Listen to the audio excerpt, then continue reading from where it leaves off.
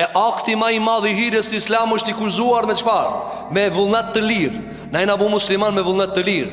I dëgjoni këto zërat e ndjellakeqve, të cilët mundohet me na thonë neve, ju shqiptarët e keni pranu fejen me zor.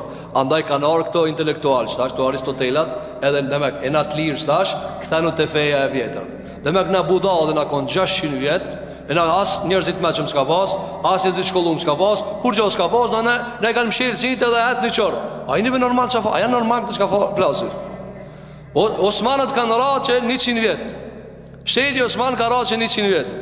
100 vjet se kanë kuptuar shqiptarët se muslimanë janë bëu me qef e jo me zora. Kanë ardhur këto, ka e giba zakonisht sa i bën kanë 85 vjet. Ai ata e mora vesh se Islami i shkon, si shkon feja ime. 85 vjet. Apo nikon vorre ka, edhe ja ka dhënë dikush do para aty, hajde tash del aty në televizor. Të ndërmë xhamat, kjo thirrje keqe.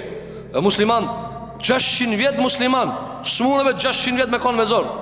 Plus kur bie sistemi i forcës, apo ato thënë Osmat me forcë, por ran ato ran. Apo, për këtë arsye të ndërum xhamat, kusht i pranimit fejes në Islam o vullneti i lirë. A tek ta nuk ka. Andaj ti e gjenë se Ebu Gjehli e ka torturu muslimanin, po nuk e gjejmë që i muslimani ta ke torturue, jo muslimanin. Pse? Për çka me torturuën e tije? Për çka të torturoj?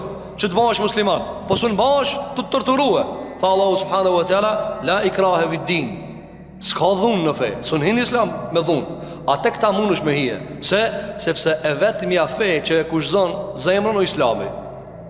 Zemrën thot. Shqetësimi i zemër, apo sharti i agjërimit i cili o të ndërum xhamat.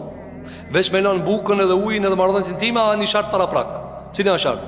E bona nijet. Që kjo e bona nijet para kejtve. Andaj, nëse që kjo e bona nijet nuk ka, ty mush vesh me nejt und.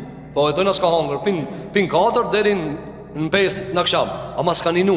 Kur ninon, kur agjeron, kur e ka bon nijet. Këtë nijet kush e di, veç Rabbul Alemini.